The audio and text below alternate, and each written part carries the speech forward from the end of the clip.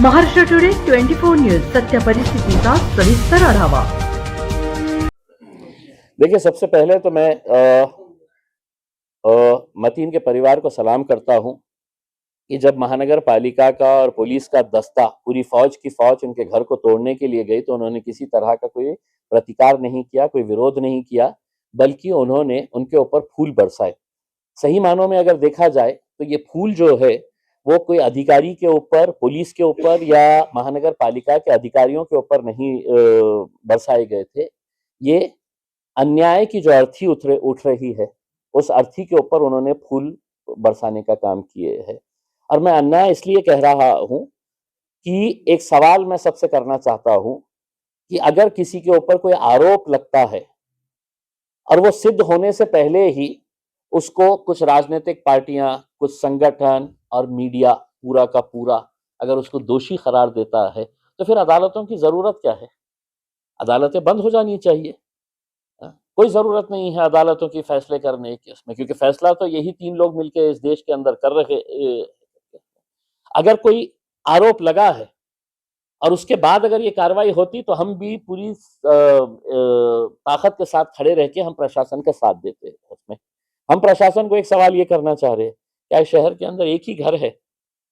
आपने नोटिस में कहीं पर नहीं लिखा है कि चूंकि उसने ये काम किया था नासिक के मामले में, इस वजह से हम गिरा रहे हैं।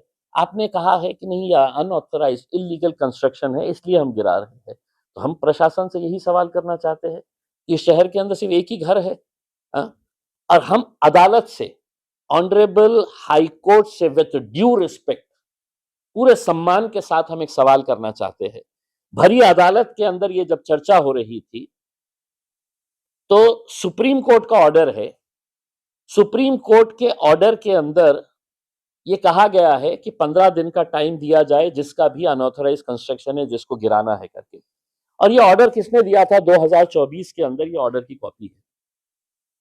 आर.एस. गवई साहब जो सुप्रीम कोर्ट के चीफ जस्टिस थे, उन्होंने ये 2024 के अंदर ऑर्डर दिया जब योगी साहब धड़ाधड़ जेसीबी लेकर जाके गिरा रहे थे। घर के अंदर मतीन के बुजुर्ग वालिद नहीं रहते थे? क्या उस घर के अंदर उनकी बूढ़ी माँ नहीं रहती है? क्या उस घर के अंदर उनकी पत्नी, उनके बच्चे नहीं रहते हैं? उनका क्या कसूर है बताइए? इसलिए जब वहां पर लोगों के अंदर रोष था कि महानगर पालिका 24 घंटे भी रुकने के लिए तैयार नहीं है, तब रात में हम गए वहां पर, उनके परिवार वालों से मिले और हमने उनको एक बात कही।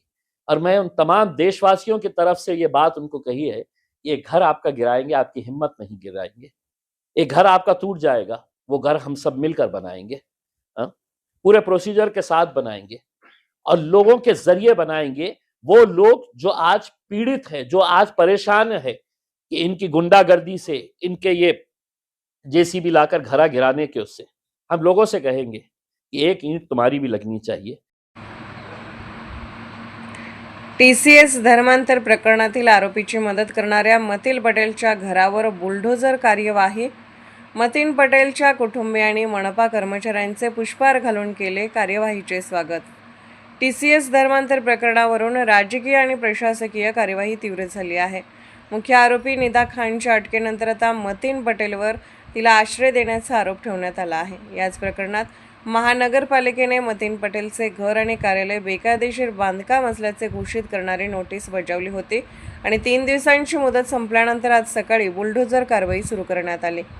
आज सकाळी जेव्हा महानगरपालिकेचे पथक कारवाई करण्यासाठी मतीन पटेल यांच्या घरी आणि कार्यालयात पोहोचले तेव्हा तिथे एक वेगळेच दृश्य पाहायला मिळाले।